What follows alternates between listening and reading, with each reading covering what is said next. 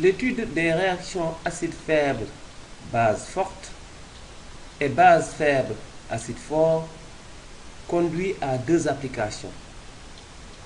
Le dosage acido-basique et les solutions tampons.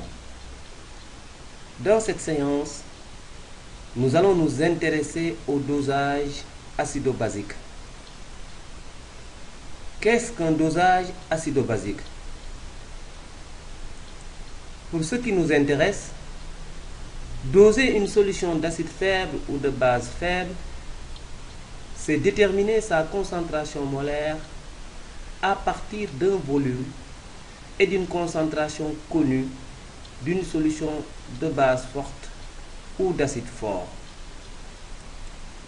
Quelles sont les conditions de réalisation? La réaction entre l'acide et la base doit être instantanée et totale. La fin de la réaction entre l'acide et la base doit être marquée par un changement brusque d'une propriété physique observable. Quel type de dosage acido-basique, entre autres, pouvons-nous retenir? Nous pouvons retenir le dosage pH métrique et le dosage colorimétrique. Quel est le principe du dosage pH métrique? Pour ce type de dosage, on utilise l'évolution du pH en fonction du volume d'acide fort ou de base forte ajoutée. Le saut du pH marque la fin de la réaction. La méthode des tangentes permet de déterminer graphiquement le volume équivalent VE d'acide fort ou de base forte ajoutée lors du dosage d'une base faible ou d'un acide faible. Ce volume VE permet à travers la relation d'équivalence de déterminer la concentration molaire de la solution de base faible ou d'acide faible. Un exemple, pour le dosage d'une solution de base faible par une solution de monoacide fort, la relation d'équivalence peut être traduite par CBVB égale à CAVE. Pour le dosage d'une solution d'acide faible par une solution de monobase forte, la relation d'équivalence peut être traduite par CAVA égale CBVE. Qu'en est-il pour le dosage colorimétrique? On utilise un indicateur coloré approprié. Le virage de l'indicateur coloré, à savoir le changement de couleur du mélange réactionnel, marque la fin de la réaction. Le virage de l'indicateur coloré permet de déterminer le volume équivalent VE d'acide fort ou de base forte ajoutée lors du dosage d'une base faible ou d'un acide faible. La zone de virage d'un indicateur coloré approprié doit contenir le pH du mélange réactionnel à l'équivalence.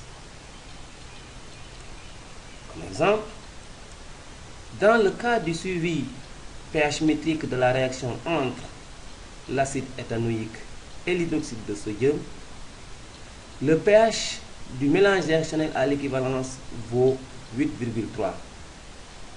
La phénolphtaléine, entre autres, est un indicateur approprié pour marquer la fin de la réaction, car sa zone de virage est comprise dans un intervalle de pH 8,2-10. Dans le cas du suivi pH métrique de la réaction entre l'ammoniac et l'acide chlorhydrique, le pH du milieu réactionnel à l'équivalence est 5,8. Le rouge de méthyle, entre autres, est un indicateur approprié pour marquer la fin de la réaction. Sa zone de virage est comprise dans l'intervalle de pH 4,8-6,0.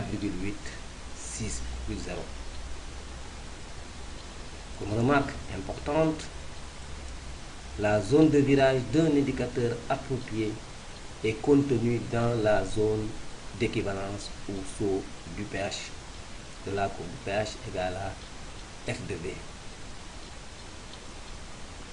Pour application pratique, nous allons d'abord répondre à la première question posée dans l'amorce. Il s'agit des méthodes qui permettent de vérifier l'indication portée sur la boîte concernant un comprimé de vitamine C. Ces méthodes chimiques sont les dosages acido-basiques. Comment procéder? Préparer une solution en dissolvant dans de l'eau un comprimé de vitamine C. Pour vérifier la masse d'acide ascorbique, on effectue un prélèvement que l'on dose, par exemple, en utilisant le dosage pH métrique, avec une solution d'hydroxyde de sodium. Pour vérifier la masse d'ascorbate de sodium, on effectue un autre prélèvement que l'on dose avec une solution d'acide chlorhydrique. La détermination des concentrations molaires en acide ascorbique et en ascorbate de sodium permet de déterminer le nombre de moles de chacune de ces espèces dans la solution préparée, puis leur masse. Le dosage acido-basique, entre autres, permet à l'industrie agroalimentaire de mesurer la teneur en vitamines de certains aliments. Par exemple, 100 g de jus d'orange pressé maison contiennent 53,8 mg de vitamine C. Le dosage acido-basique permet aussi, entre autres, au laboratoire d'analyse médicale de renseigner sur la composition et la concentration de différents constituants du plasma après une prise de sang. Pour illustrer, voilà un exemple d'extrait d'une glycémie à jeun d'un homme obèse. Dans la suite de la séance, nous allons nous intéresser aux solutions tampons et à leur application importante.